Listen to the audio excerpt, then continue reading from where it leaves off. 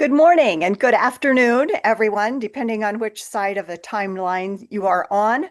Welcome to the opening session of the 2025 Annual Environment and Spirituality Summit. On behalf of the whole team at Faith in Place, I want to tell you how very excited we are to welcome you. My name is Cindy Shepard. I'm Faith in Place's Energy Builder Director, and I'm honored to be with you to kick off this summit. We host this summit each year as a way to bring our community together and to explore the intersection of spirituality, justice, and the environment.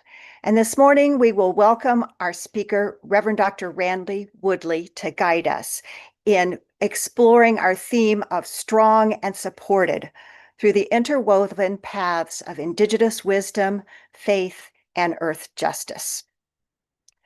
Now, as we begin, I invite us into a moment of grounding. For wherever we are held by the earth, by ancestors, by waters and winds, by all our kin, both human and more than human, whose presence sustains us.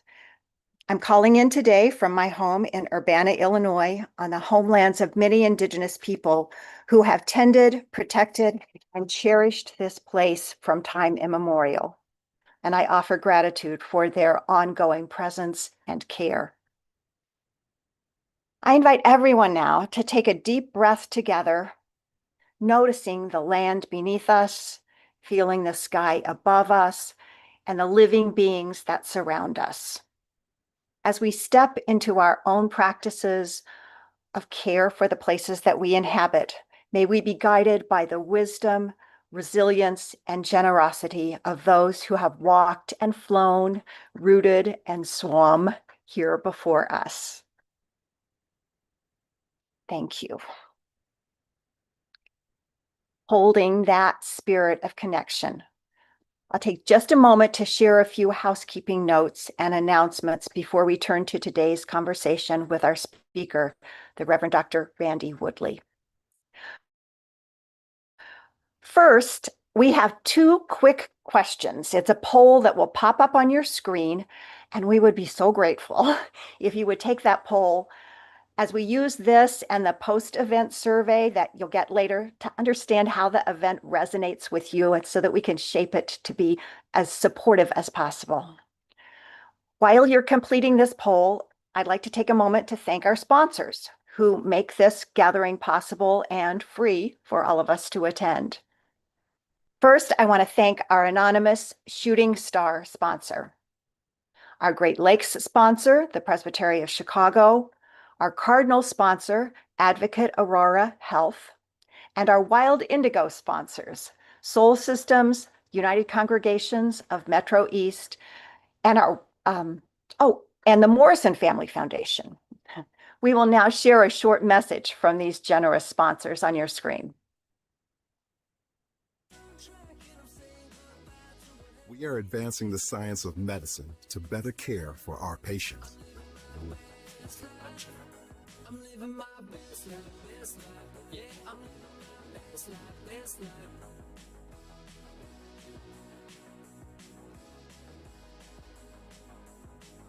We are on our way to achieving net zero carbon to protect the earth for future generations.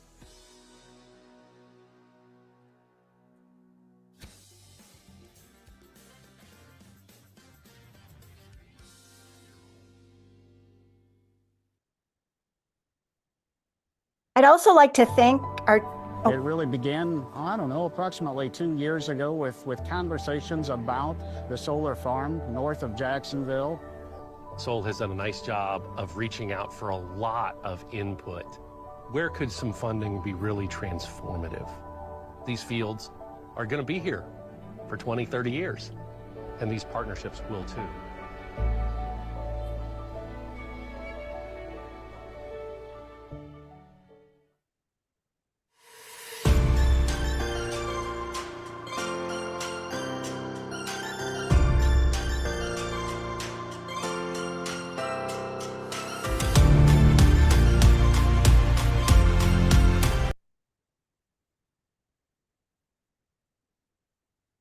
I'd also like to thank our Jacob's Ladder sponsor, Marilyn Antonick, and our yellow lady slipper sponsor, Wendy Paulson.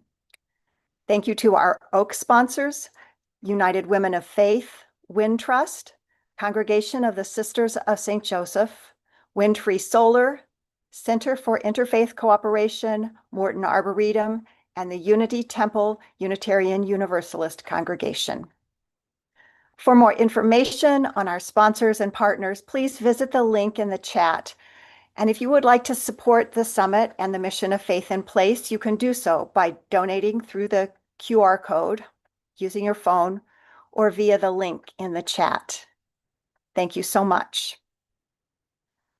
This session is being recorded, so you are welcome to just sit back and enjoy, knowing that the recording, along with slides and resources from Dr. Woodley, will be sent by email and made available on our event website. Later in the session, we will have time for your questions, and you can submit those questions using the QR code on the screen or by clicking the link in the chat. That QR code is going to appear again later as well. It'll be displayed after our discussion if you need a moment to pull it up on your phone. And now I am honored to introduce the Reverend Dr. Randy Woodley. Dr. Woodley is a Cherokee descendant recognized by the United Keetoowah Band of Cherokee Indians. With his wife, Edith, he co-founded the Eloheh Indigenous Center for Earth Justice and Eloheh Farm and Seeds in Yamhill, Oregon. It is a regenerative teaching farm. Randy is the Distinguished Professor of Faith and Culture Emeritus at Portland Seminary and has authored 13 books, including Becoming Rooted and Journey to Eloheh. The Woodleys have been serving Indigenous people and communities for over 4 decades, and links to his books are in our speakers page in the chat. Dr. Woodley, I am so grateful to be in this conversation with you this morning. Welcome, and thank you for being here. Yeah, thanks. I'm glad to be here kicking this thing off. That's wonderful. Yeah. Hello, everyone.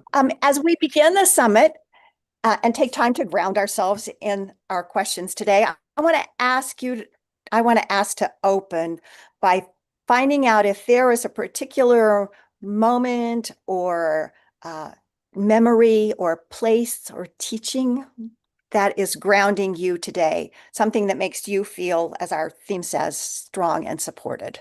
Yeah. Well, we're not very far from what I do every morning, by the way, which is to go to the sink and to take the water and put it on my face 4 times and say a prayer. And my people, the Keetoowah people, we went to water every morning for prayer. We always live by creeks and rivers, and so I don't have a creek on my property. I have a spring, but it only works about 6 months out of the year, and so I have to just go to the water that I can find, and that's how I ground myself every day, is to just begin with that little ritual, and it connects me because everything is made of water, everything. This water. The water is just such an incredible. If you've looked at my book, Becoming Rooted, I talk about water a lot. It's just this incredible force, one of the most powerful forces on earth, and yet it's part of everything that exists. Thank you. Thank you. I want to ask about the work that you're currently doing. You and your wife, Edith, co-founded and run this nonprofit Eloheh Indigenous Center for Earth Justice. Can you share why you started that work and maybe some highlights of what you're currently doing there? Yeah. So Eloheh is a Cherokee word. It basically is very much akin to in the scriptures, this word shalom, the sort of big picture idea of Eloheh means things are in harmony, things are in balance. It's not utopia, it's not perfect, but we have the remedies to resolve conflict. We have the earth is producing what it should, and no one's hungry. And so that sort of idea which is really in, nearly all of our indigenous peoples, not just in the United States, but across the world, as other people, as I've known people from all over the world who have similar constructs, is this Eloheh, our harmony way, is another way of putting it. And my wife and I were serving. I was with and I still am ordained with the American Baptist churches in the USA. And I was working for them. And our biggest concern, we were doing all kinds of service in the communities. We were after school tutoring for kids in a poor neighborhood. We were doing teaching and helping young mothers, single moms. We were language programs, cultural programs, youth cultural camps, and just all these different things. But our big concern, because our Native people have so many needs, is how do we create agency in our Native people? Because really the goal of the United States government and really the goal of the church was to make us dependent. And so, as we've constantly been involved in these kinds of service projects, we are always asked the question, how do we empower our own people? And in 1998, I had a dream, and that dream was more like a sort of a vision. Woke my wife up, and we began to talk about it. And next thing you know, we were sort of crying and understand this is something very sacred. And that was of a place that was a farm producing, self-sustaining and regenerative farm, a school where our people and others could come and sort of learn in an immersive type way, a place where we could be unmolested with our ceremonies and things. And that sort of kind of all came together in this dream. And then we began to pray about and kind of follow that leading. And we began with 50 acres in Kentucky. Started the first Eloheh, the version of Eloheh, and unfortunately, a group of white nationalists came against us with a 50 caliber machine gun and threats to our lives, and we ended up having to sell that right at the bottom of the economic downturn, and sort of crawled our way out to Oregon, where I took a job as a half-time professor and then finally a full-time professor. Was able to buy a little 100-year-old farm that hadn't been a farm in about 25 years. And that was version 2 of Eloheh, but we really couldn't do everything we wanted there. And then finally, we were able in 2019 to find this place in Yamhill, 10 acres. But it really is a very unique, biodiverse 10 acres that allows us to accomplish everything that in the original vision and the dream. And so, here we are, I don't know how many years later, but it's all happening and it's working and things are going really well. And our schools are changing people's lives. We have these weekend schools, and then we farm, and we're always learning more and more. And then, we sort of have to be out with the land. As part of keeping this place up and making things grow. And so I cheat a little bit, right? If what's one of the things about growing things is if you're growing stuff, you're cheating, which is a good kind of cheating, right? You got to be out and checking stuff. You got to be on the land. And so people always say, like, what do you do? And well, I'm like, we're reconnecting with the earth almost every day. So yeah, and that's the vision of Eloheh, is to bring other people here to reconnect with the earth, to understand that everything is spiritual, everything is our relative. There's no such thing as an object, so we don't objectify anything. They are our relatives. And my wife likes to quote actually someone who will be your guest later on, and in her book, Braiding Sweetgrass, and she always repeats, like, if you love your plants, they'll love you back, right? And so we are in a love relationship with all of our relatives out here, and just kind of living life the way it should be. Our goal is to just be a teaching farm and a model that people can visit and take pieces back and do this in their own place. Yeah. That sounds lovely. I was going to ask you how ecology and justice and spirituality were intertwined there, but I think you've already you said that so beautifully. Thank you. That Yeah. just sounds great. Following a dream, literally following a dream. Yeah, and I mean, the title, we are under the auspices of our nonprofit organization, Eloheh/Eagles Wings, but we're officially the Eloheh Indigenous Center for Earth Justice and Eloheh Farm and Seeds. And so we also keep seeds here, which is a really important part of what we do, and keep a lot of heirloom seeds, a lot of native heirloom seeds, and just we have a relationship with all of them and the plants, and then we teach. None of this is so there. If you took those three areas and said, well, they intersect. Well, to us, they're all the same, right?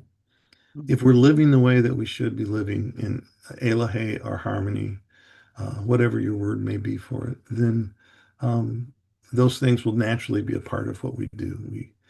We we treat our relatives right, whether they're human relatives or non-human relatives. Thank you for that. Thanks. Yeah. Can I maybe because I know we have some people who are church people who are here, right? Um, so that we have in all our indigenous stories, we have sort of similar kinds of ideas, but I just want to bring about in this idea in Genesis, this beautiful Genesis 1 story and harmony and the garden and all of that kind of thing. And that the first sort of command in that story is to take care of the earth, to be people will say stewards. I like to say co-sustainers, which is a better word. To be co-sustainers with Creator and the rest of creation. That's our role on earth, whether it's the land itself, which should always be included, or whether it's, serving people in some way, missing, murdered indigenous women, human trafficking, bringing water to people who don't have water, whatever. This is us serving what I call the whole community of creation. And that's our role as human beings. And I just don't think we're very happy when we're not doing that. Yeah. Really do like co-sustainers better than stewards to describe that relationship too. That's great. Yeah, and we actually had to legally change our titles from when we applied so many years ago for our 501(c)(3. It was, president and secretary and treasurer. And so we decided years ago to change those titles to just co-sustainers. Yeah. Co-sustainers. Great. That's a good job title. Yeah, I like it. You shared in Becoming Rooted that you weren't really raised in a Native American culture, and I think a lot of us can relate to that. We were also shaped mostly and came to consciousness in the dominant US culture. It kind of reminded me of one of the few jokes that I remember how to tell, where two fish were swimming through the pond and two young fish, and they meet an older fish swimming the other direction. And the older fish says, "Morning, boys, how's the water?" And they nod and they keep swimming. And pretty soon one turns to the other and says, "What's water?" I mean, the culture is so we're immersed in it, so we don't even see it sometimes. We don't even know it's there. How did that happen for you that you came to notice the water and Mhm. and then began to incorporate uh, other practices that sustained you better? Yeah. So I was in second grade, I think it was, or third grade, and we were studying the Plains tribes and the buffalo.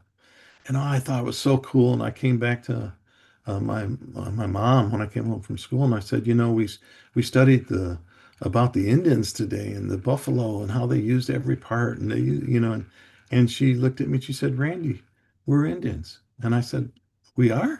She said, "Yeah." And she told me the name of our third great grandfather, who was actually a village chief. And this is something that she was proud of, but I just didn't never sort of figure it out. And then I began to notice like all the people in my church were all sort of mixed blood peoples who talked about their grandparents speaking, the old language and things. And I kind of saw that as a preteen and teen and said, "Oh, that's not the kind of Indian I want to be." So I sort of devoted myself from that point on, but and look for quote unquote culture, right? So that means the ceremonies and the things that you notice about Native people, right?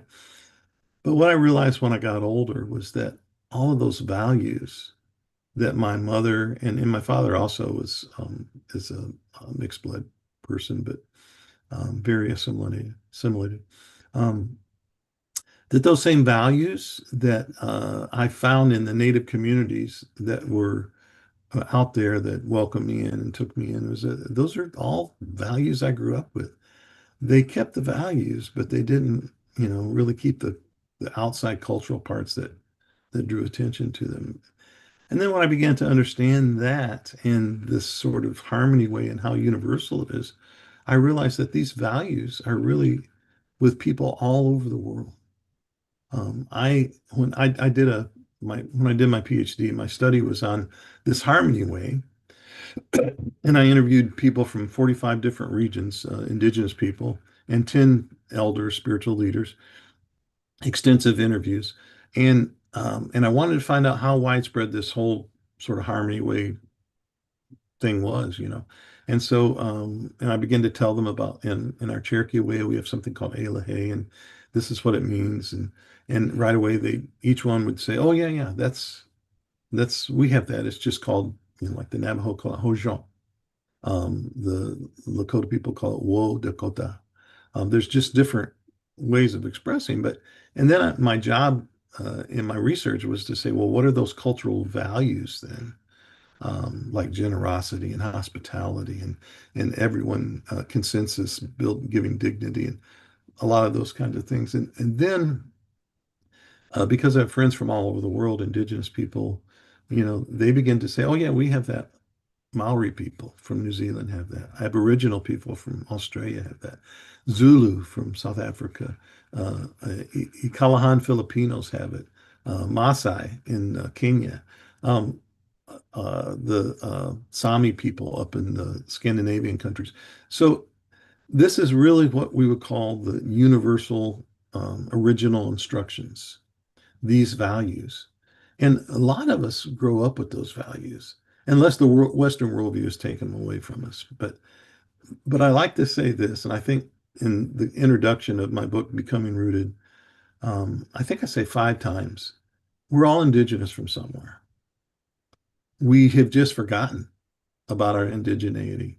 And so my role and the role my wife and I have and what we're trying to do in the world is to help people reconnect with their own indigeneity, not to, sort of, appropriate native, although there's a lot of the same values. You can take those values and say, these are the values of my people, and then figure out like how to integrate those, not to neglect the indigenous people where we're from. I kind of use the idea of a capital I and a small I. So capital I is those people who are still living in the group and have been living there since time immemorial. And the small I is for all of us settler people. And because I'm not in my home country, I'm a settler person out in the land that I live in now. My people are from the southeast. And to say, how do I respect them by understanding their values and maybe even supporting the causes that they support, and understand their view of the land because I'm living on their land, right? And then how do I incorporate my own values from my own indigeneity, and make those very real, very concrete. Um, the Western worldview tends to be very abstract when it comes to these things. But indigenous people, things are very concrete. They're tangible, symbols, ceremonies, songs, all those kinds of dances, and we need to celebrate our own indigeneity, and we do that, which regardless of what land we're on. Yeah, we're not in Scotland or Ireland or Norway or wherever, but we are on the same earth. There's one thing about the earth is that it's alive wherever we go. One of the things we do when it amazes people when we give them a little tour out here, and I'll say, if you could pick up a handful of really healthy dirt right now, Go over there and pick it up. There's over 40 billion microbes moving around in that handful of dirt, and 4 miles of mycelia, mushroom strands. The earth is alive.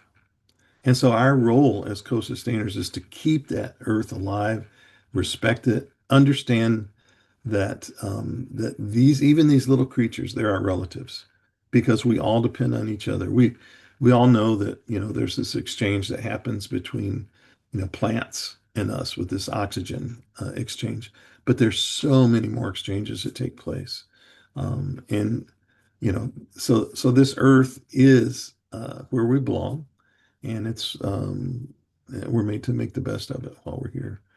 And so this is our kind of thing. We don't believe the Western worldview will sustain us to any kind of a happy future.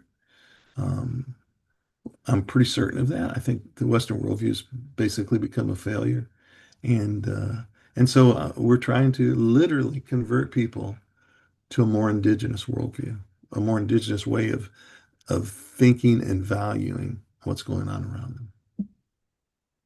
I don't know if that kind of answered your question or not, but that's That was really helpful. Thank you. Um, my next question, you started to answer. I wanted to ask you if there are ways for those of us who are, if there may be some entry-level practices or pointers that you could give us for reconnecting with our indigenous roots or the indigenous learning from the indigenous people in our area.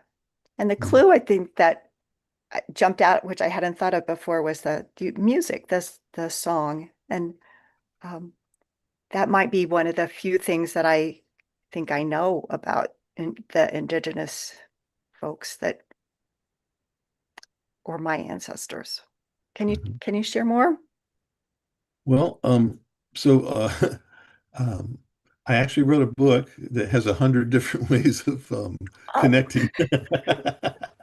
The subtitle to Becoming Rooted is called 100 Days of Reconnecting with Sacred Earth. So, so there's that. So I'm not going to go over all of those, but I just took a drink of water. When you wake up in the morning, and that's the first thing I do is I greet the water, right? And the water greets me. It's a reciprocal relationship, right? I can't live without it. And yet my role is also to sustain it in some way. Um, so when you wake up in the morning, maybe you just take a drink of water and you say a prayer and you express your gratitude for it. Water's everywhere. It's in every country. So that's universal, right? Um, you go out and to find out what your ecosystem is. It doesn't matter where you live. It doesn't matter if you live in Manhattan or Miami, Florida. When you walk outside, there's an actual ecosystem going on.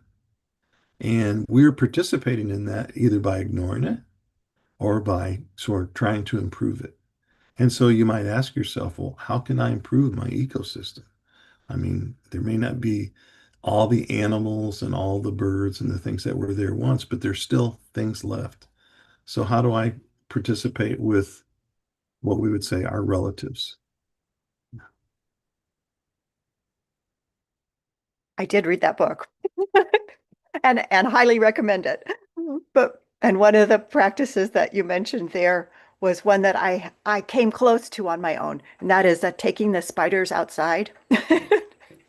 You want to tell about what you say to them? Yeah, well, it's yeah, I tried to convey this story, but I'll just tell it here because it's means so much. One of the people who teachers that I was fortunate to listen to uh, at a particular ceremony, a Keetoowah ceremony that I was taught. He was talking to a group of us one day, and in his thick Oklahoma Cherokee accent, he said, "When y'all see a spider," he said, "don't go smash it." You know, he said, "Just walk over and pick that spider up with a Kleenex and set it outside and say, uh, uh, I don't want you in my house. You live out this way. And so you put them outside. And so I think in the book I talk about, maybe that smashing spiders sort of leads to one sort of attitude and behavior, and then treating them as a relative and setting them outside where they belong is maybe another way of doing it. But the the sort of great thing that happened was that we were in Hopi land, sitting in a big circle and having a talking circle, and with a lot of Hopi people. And I got this text, and the text said that this person who taught me that and had said that had just passed away. And so I'm sitting there, and I'm kind of sad, but people are talking and things, and all of a sudden this big spider starts walking across the floor in the middle of the circle. This was a wide circle, so everybody saw it, right? And so it came to me right then. I was like, oh my gosh, I can actually practice what he taught me here. And someone got up and they were going to smash it. And I said, no, no, no, don't do that. And so I went and got a Kleenex. I did that to the spider. I set it outside, and that lesson lived another day. Right. So, and and I thought Creator just has a way of connecting these things. Not 10 minutes after I got the message that this Elmer Kingfisher had passed away, did this lesson come back that he taught. Yeah. Yeah, that's really beautiful. I used to be really afraid of spiders, but since I started this little practice of taking them outside, I know I'm not scared of them anymore, which is weird. Um, let's talk a little bit about faith and spiritual communities, because a lot of us belong to some house of worship or faith community. How can those communities help play a role in environmental repair, and especially when they listen to Indigenous leadership? No, I think that may be the first step for a lot of people. But the one of the things that I do is I try to expose some of the maladies in the Western worldview. And I go all the way back to Platonic dualism and talk about the privileging the ethereal over the material world, and how that's become part of, sort of baked in the bread of everything we do. And so we sort of have to understand the root of that. Like, why is it that our worldview is not culture? Worldview is deeper than that. Worldview is your reality. Why is our reality sort of privilege the abstract and the ethereal rather than the actual material world? And of course, we know we've had, those sort of years of teaching, and, when I grew up in a Baptist church, and of course, every fourth line was about going to heaven, right? And so, um, and we're sort of taught not to really live life here, you know. But Indigenous people know how to live life on the earth. In fact, one of the Keetoowah teachers, Redbird Smith, he said, "My religion doesn't teach me about what will happen tomorrow. It only teaches me how to live today." And when people ask me about, well, what's your eschatology? What's your future ideas? And I'm like, I just quote that and say, that's the way I know how I'm supposed to live today. So I'll worry about that now. And it kind of reminded me of something that Jesus said. He said, like, don't worry about tomorrow. It's got enough problems, today. Um, so that's sort of the starting point, is to understand why it is that we're not really living into our world in the way that we should be, why we're not being those co-sustainers that we need to be. Um, and I would say it boils down to this, after everything's said and done, that we don't think of ourselves as relatives to the trees and the animals and the birds and the insects. We see ourselves as over them. In Western worldview, that's sort of how it's viewed: hierarchy, human beings and then everything else. And but in Indigenous worldview, it's just we're just part of the same circle. We have our part to play; they all have their part to play. And so uh, that that getting past the idea that we are so privileged as human beings that we only have to worry about us is the first step. And that's a hard one to get over. So that means that the spiritual communities that you're talking about have to look at their land. How did they get their land? Like go way back. Who were the people who were there before? What happened to them? These are the kinds of questions that sort of realize that, oh, we didn't just like end up here. There's actually a history behind this, and uh, and then when we understand that, then we understand, begin to understand what did this land mean to those people, because they were on it for 10, 15, 20,000 years before us. So they actually may know something about how to live on that land. And so maybe we should learn something from them as a sort of a starting place. And so, and most tribes are still around. They may not be exactly where they were, but they're still around, and you can begin to investigate that. But the whole earth is sacred, and we can't see our time in the building as more sacred than our time outside the building. And that's been one of the bifurcated sort of dualisms, is to say God is at work in the church. But what I found is that God is at work so much more fully outside the church. And we start with the very land that we're on and then move out from there. And so, there's a lot of movements now that are happening. One of them is Wild Church. I don't know if you've heard of Wild Church. Yeah. Even if you just do that once a month or once a quarter or something, go out and actually be in creation. It really changes you, because that's where we were meant to live.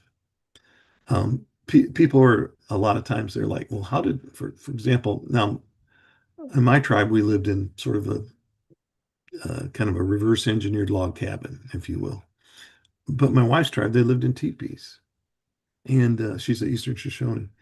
So, and people say, well, how did everybody live in that teepee together? Well, the thing is, they didn't really live in there. They slept in there, right? They lived outside. And so when we've got it reversed.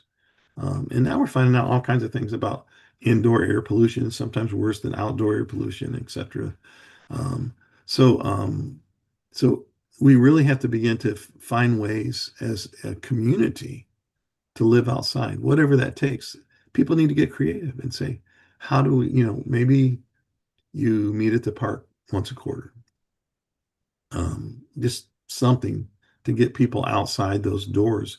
And then you begin to realize that, oh, this outside is actually important. And then eventually, hopefully, you come to the point where it's more important outside than what's inside. I like that idea. Worshiping outside, gathering outside, living outside. It's really, really cool. Yeah, it was actually made before Bibles, before church buildings, before any of that. Creator's Cathedral was put there for that very purpose, to bring us to an appreciation and a worship of what the good things Creator has done.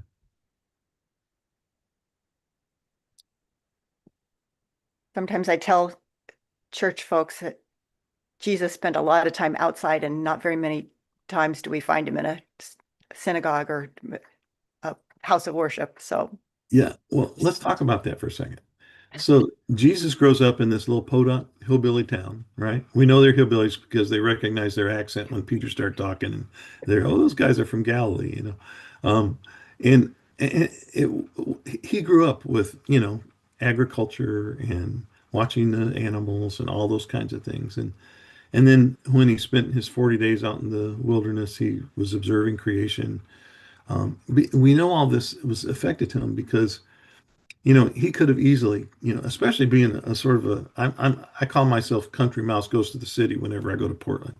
Um, and, uh, I'm not fond of big cities, but and apparently Jesus wasn't that impressed either, because he didn't talk about Roman chariots, and he didn't talk about, Roman sandals or aqueducts or crossbows, he talked about seeds and birds and trees and fields and all the things, the weather and all the things that basically he learned lessons from.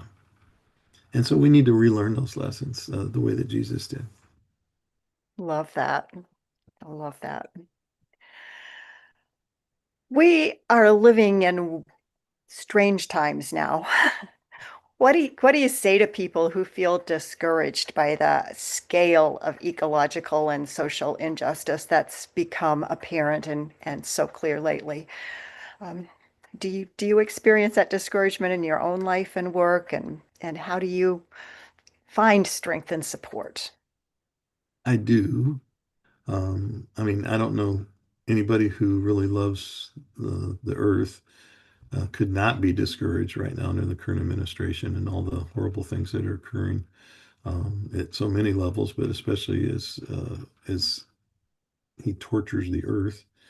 Um, but I write a Substack every week, and I think it was about 2 weeks ago I wrote one that was called "We Were Made for This: How Native People Survived the Apocalypse."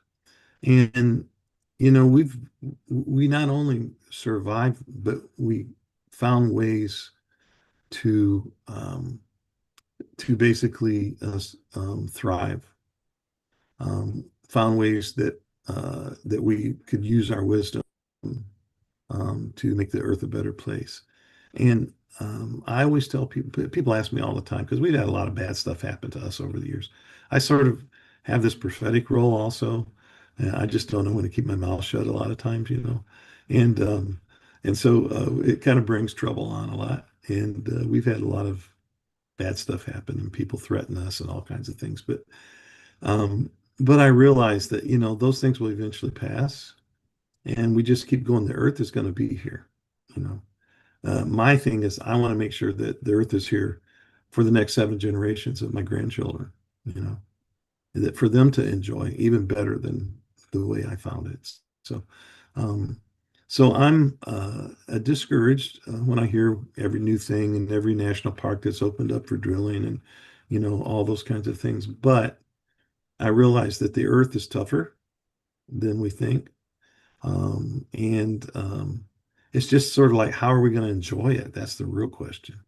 And so if we want to preserve our sort of enjoyment, then we need to be better co-sustainers, whatever that takes, whether it means showing up on a protest or writing your senators or like me, I'm getting old now. And I used to do a lot of community organizing. Now I'm pretty much just writing stuff, but I'm trying to maybe articulate some things that I didn't understand when I was younger. So, but we can, again, I think, look to Indigenous people and say there's ways that we get around this and get through it. We sort of have to be like we talked about water. We sort of have to be like water. Water, if it can't make it through this path, it cuts another one. And and and realize that yes, tough times are here and tough times are coming, but they'll get better eventually. And then we just do what we can. I used to people used to again they'd ask me, how do you keep hope? And I I used to answer kind of in a joking way, and I say, well, I think it's a personality disorder. I just don't know how to stop, right? But I realize that it's really, we make our own hope and we make it with our hands and feet. Um, and yes, it's spiritual. It's a spiritual practice. But every hand we lift and every foot we move towards that better goal and towards hope is not just for us, but it's for someone else. And so that's how I stay encouraged, is realizing that this isn't just for me. This is for the future generations. And you've probably heard Native people say, we always make every decision based on the next 7 generations. Um, they're not doing that right now.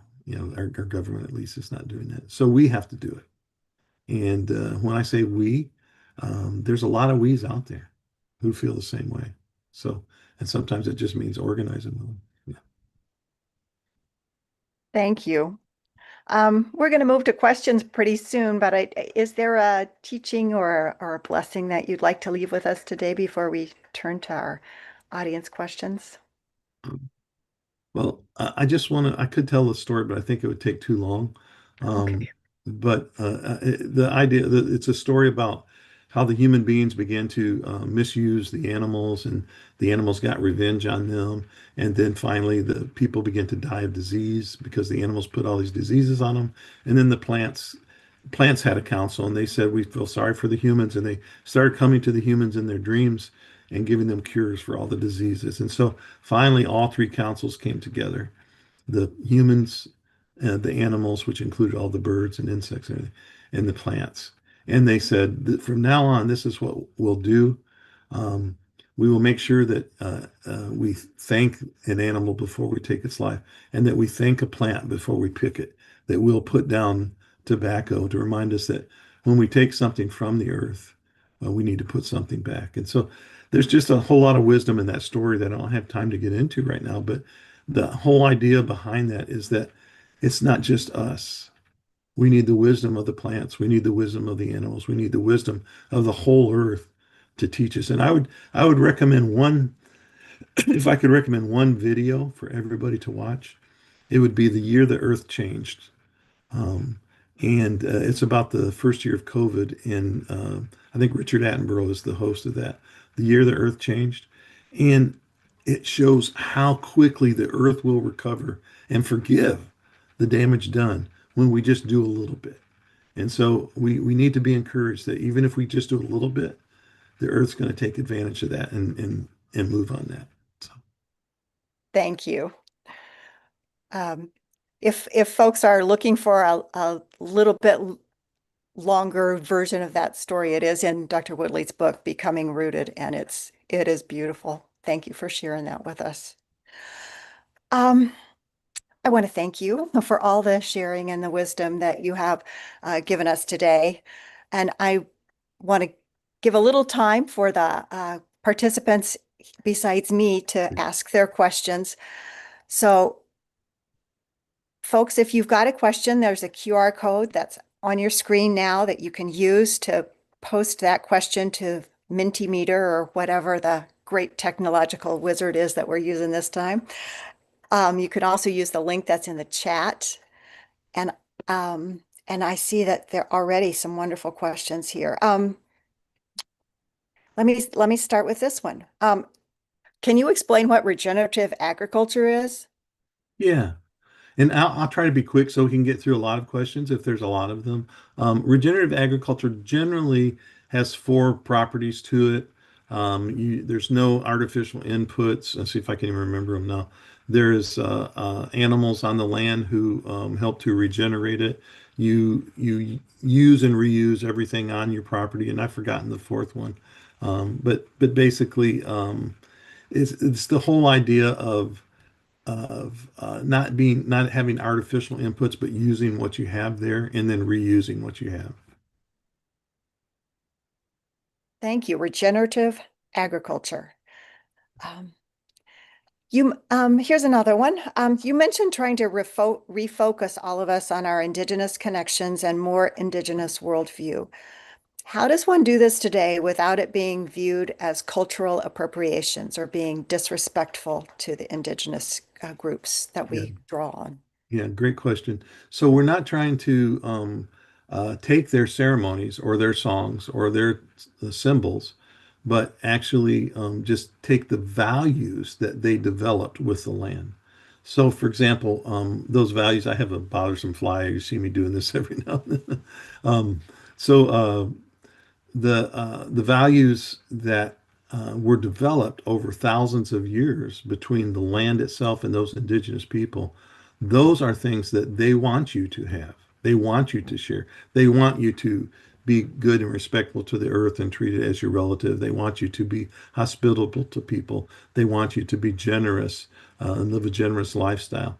So they want you to not feel like you're in control, but to allow yourself to rest easy within the whole community of creation and not have to control things. So all these kinds of values are are not appropriation. They're what Native people want you to have. In fact, they desire you to have those kind of values. And when it comes to symbols and ceremonies, you really need to draw those from your own, uh, a heritage or local group or whatever. And so, yeah, don't be afraid of that. If you're just looking for values, that's not a problem whatsoever. So one of the things when we moved to this Willamette Valley here, we went to the chairperson of the local Kalapuyan people, and we said, "What can we do here to honor you, to honor the earth, and honor Creator by us being here?" And she was very specific, and she said, "This place used to have huckleberries everywhere, um, and now there are very few. Why don't you plant a bunch of huckleberries?"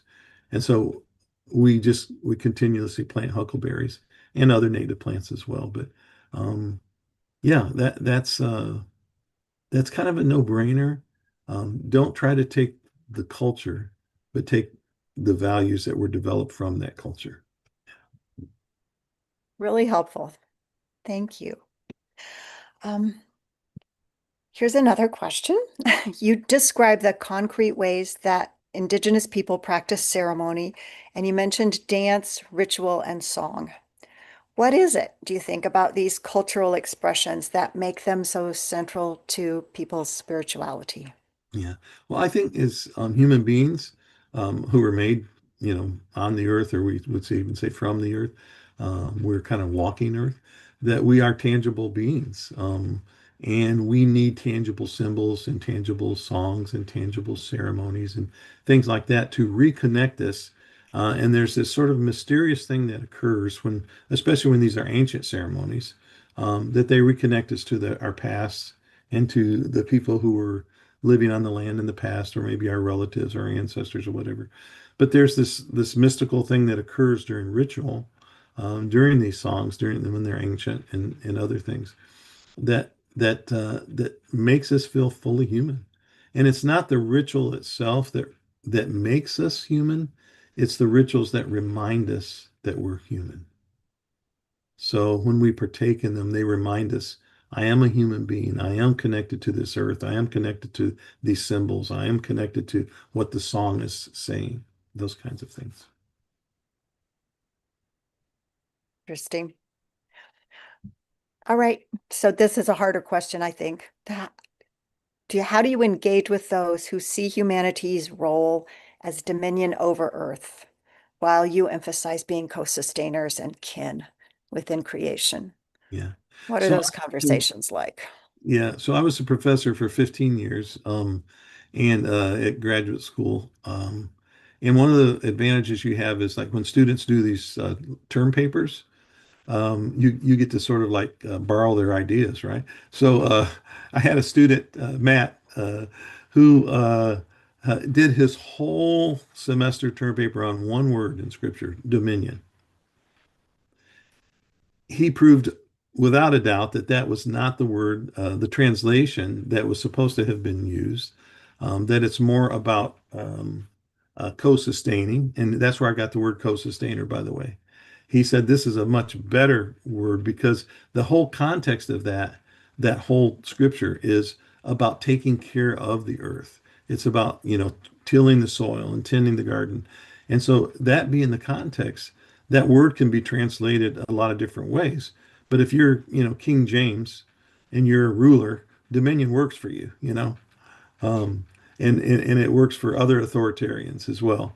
But that is actually an incorrect understanding, an incorrect translation of that word. So if you're getting that from scripture, it really needs to be interpreted in a better way. And so, but think about just in our relationships with everything else around us. It's not a very good, healthy relationship if you have dominion in a relationship. I mean, if I tried to have dominion over my wife, I think we would have a really rocky marriage. Um, and if I tried to have dominion over my children and control them, instead of like, helping them along to figure out things, I probably wouldn't be a very good dad. And it's the same way with the earth. If we're trying to control it, we are missing out on so much. Oh my gosh, so much wisdom, so much understanding, because the earth was put here for those reasons, as part of the reason. And so, uh, if we want a fuller life, we need to drop that idea. And if you're arguing with someone, would just say, "You've got a bad translation." I mean, that's really not what that word is about. And you can't argue it from the Hebrew. It can argue either way, but the context tells us it's more about co-sustaining than being over something. Love that. And co-sustainers is even a better word than the one I grew up with, stewardship, because same thing, you don't want to have a steward relationship with a partner. You want to have a loving, joyful relationship. Right. And steward still means like I'm over it, right? Yeah.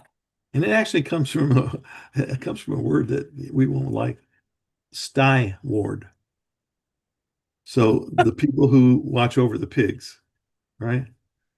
So co-sustainer works a lot better. That's funny. Yeah, really. Hey, noting the time, um, I think that's all the questions that we're going to be able to take today. But I would encourage participants to learn more about Dr. Woodley's work. Please visit the speakers page on our event website where you can find links to his books and his website. And now you also got today the Substack that he is working on. Dr. Woodley, thank you so much for sharing your wisdom and your stories with us today. It's been a real gift to have this conversation and to learn from you. Thank you, Cindy. Yeah, I appreciate being here. Thank you. As we close, I'd encourage you to take a moment to complete the summit survey, which will be in the chat soon. When you complete the survey, we've got a little surprise. You'll be entered to win a $100 gift card. So not everyone who fills out the survey will win the $100 gift card, but no one who doesn't fill out the survey will have a chance. So thank you. That's really helpful for us as we plan ahead for next year's summit.